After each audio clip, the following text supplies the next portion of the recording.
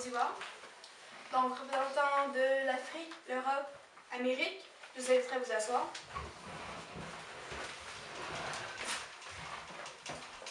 Bon, on va se dépêcher à finir cette rencontre. J'ai un match des Canadiens à 17h. En quoi consiste notre rencontre exactement?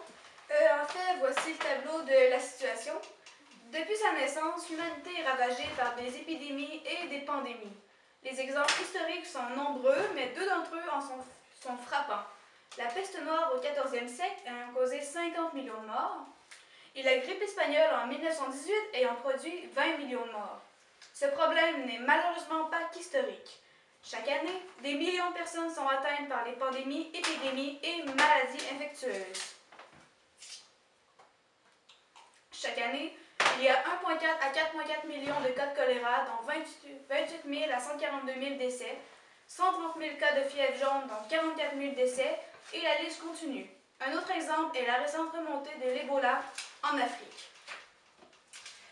Et j'ai ici une étude économique publiée le 7 avril 2015 par le groupe de la Banque mondiale montre que la crise de Ebola continue de paralyser les économies de la Guinée, du Libéria et de la Sierra Leone, malgré la baisse significative du taux de contamination. Cela fait en sorte que le taux de pauvreté s'accroît dans ces pays et les pays avoisinants à cause de la même occasion, la baisse du niveau de salubrité du pays. Donc, ce rassemblement a donc pour but de regarder si nous investissons pour régler ce problème et si oui, où et comment nous le ferons. Donc, on va commencer par un vote partiel, je dirais. Oh, il fait donc bien chaud ici. Pourquoi ça marche pas, cette pédule-là? Hey là, je comprends pas pourquoi on paye pas chacun pour nos problèmes. Les États-Unis, est-ce qu'ils payent ma dette? Non! Fait que moi, je vote contre. Moi, j'étais venue pour investir afin d'aider les pays sous-développés. Je voulais suivre l'exemple de la France qui a déboursé 160 millions d'euros pour la crise d'Ebola 2014-2015 et 174 millions d'euros pour les projets de formation, d'éducation, de sécurisation des réseaux d'énergie comme l'électricité et d'approvisionnement en eau dans les pays touchés. Cependant, si un pays se retire, alors moi, je vois pas l'intérêt de m'impliquer dans ce projet-là. Je ne suis pas prêt à investir si personne n'embarque. Je vais pas payer tout seul pour une cause perdue. On peut pas payer seul, on va avoir besoin de votre aide. On n'a pas les moyens de contrer toutes les maladies qui ravagent notre continent. Vous pensez pas aux répercussions de toutes ces épidémies. Vous ne pourrez pas venir chercher nos ressources par peur de la propagation. Et notre économie va chuter. Les pays d'Afrique vont faire faillite un par un. Vous allez devoir payer. Vous endetter encore plus. Avez-vous déjà pensé que votre pays pourrait faire faillite? Mais c'est affreux! Je sais que le crash boursier de 1929 t'a vraiment traumatisé, mais il ne pensait pas à ce qu'elle disait. Et dis-toi que si tu investis, rien de tout cela se reproduira. Allez, On se reprend. Continuons le vote. Donc, faisons un vote à main levée. Qui est contre? Côte d'Ivoire, voulez-vous nous expliquer ce que vous voulez faire? Hey, assez de temps perdu là. C'est de votre faute si vous l'avez pas. Si vous serez plus propre, il n'y en aurait pas de problème chez vous. Réalisez-vous l'injustice que nous vivons? La majorité des 25 pays les plus pauvres en 2015 se trouvaient sur notre continent, le continent africain. Je vous prierai de vous rasseoir.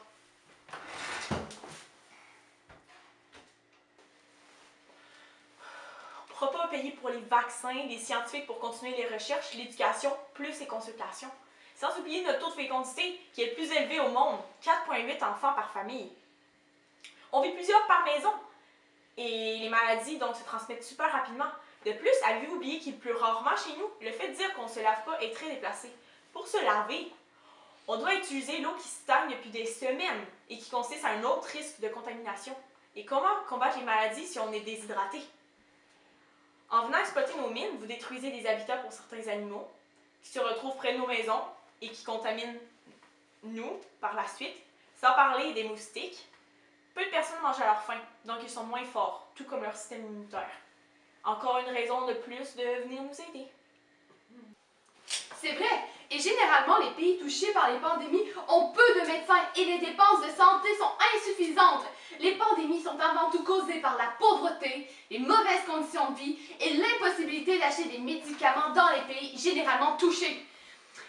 L'on peut observer un manque de campagne de prévention, une quasi-absence du suivi sanitaire et une insuffisance du système de santé publique. Les antiviraux ne sont pas accessibles à tous et les politiques de prévention tardent souvent à se mettre en place de façon efficace. Ainsi, la pandémie flambe et entraîne une morbidité et une mortalité qui dépassent largement le cadre sanitaire. Vous ne suez donc jamais?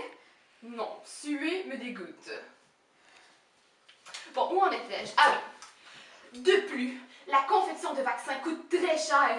Je sais de quoi je parle, croyez-moi. Et afin de vous aider à faire le bon choix, je tiens à vous rappeler qu'environ 17% de la population mondiale est affectée par une maladie négligée et plus de 150 000 personnes en meurent chaque année.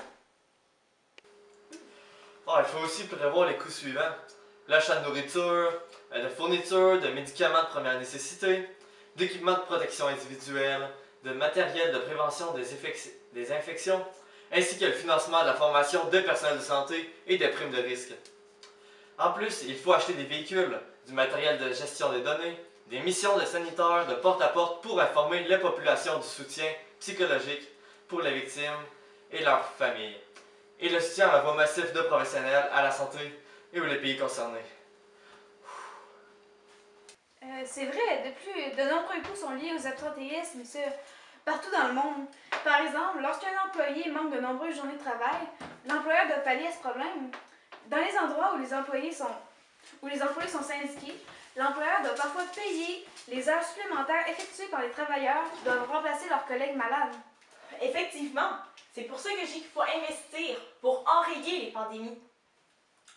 En Afrique, le décès d'un chef de famille engendre une diminution de la production agricole, puisque lorsque leurs maris sont malades, les femmes vont arrêter de travailler et vont consacrer donc moins de temps aux travaux agricoles.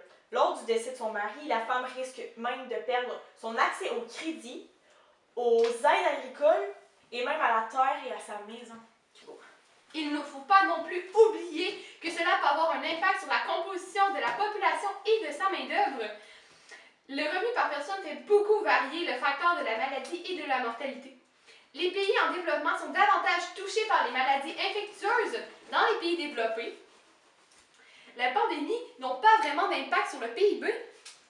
Cependant, dans les pays en développement, le PIB diminue parfois de 0,8% et même parfois jusqu'à 1,5%.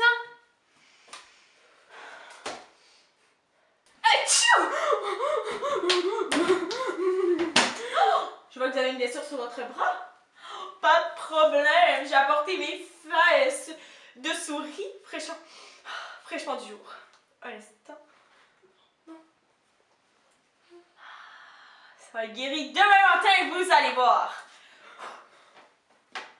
Vous voyez, en n'étant pas éduqués, les personnes atteintes ne se renseigneront pas et ne pourront pas éviter la maladie qui laisse place aux fausses croyances et ceci peut devenir dangereux.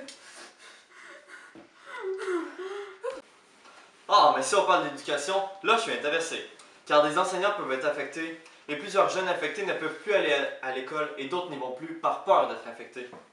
De plus, les pandémies ont un impact sur l'espérance de vie des personnes habitant dans les milieux touchés. Toutefois, plusieurs maladies, comme le sida, affectent surtout les jeunes et ce sont des personnes qui n'iront plus au travail. Après tous les arguments que nous venons d'entendre, qui vote en faveur d'investir? Pour commencer, je vote oui. Je vote oui, évidemment. Ah, moi je suis prêt à payer, mais si l'argent va sur l'éducation. Voulez-vous une pastille? Non merci.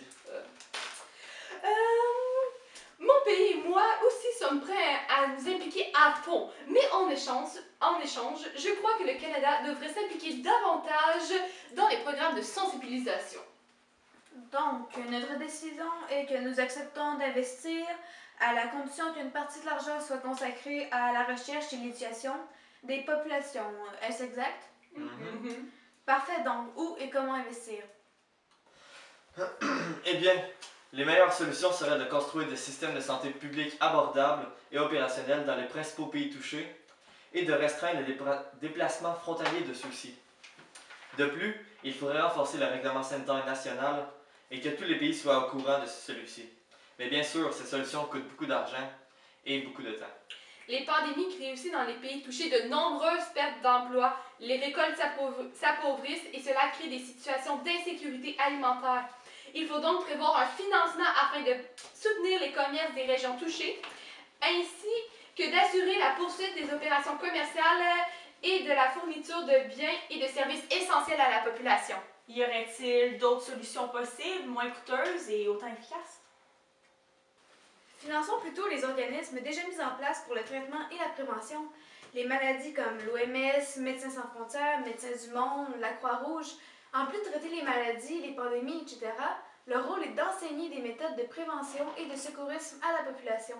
Avec notre argent, les campagnes de vaccination préviendraient certaines des maladies et nous pourrions faire éduquer la population pour qu'elle soit plus préparée à soigner les malades. Le reste de nos dons pourra donc être remis à la recherche du traitement.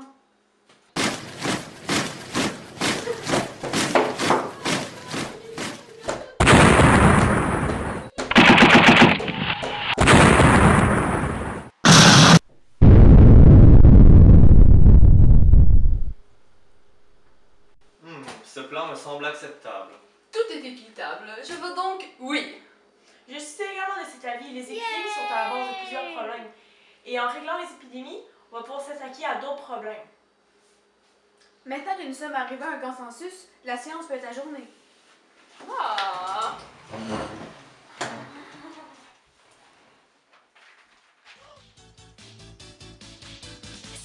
Hey! Salut les amis! Et toi, que ferais-tu? On a marché comme des robots. C'est gagné, c'est gagné. Oui, excellente idée!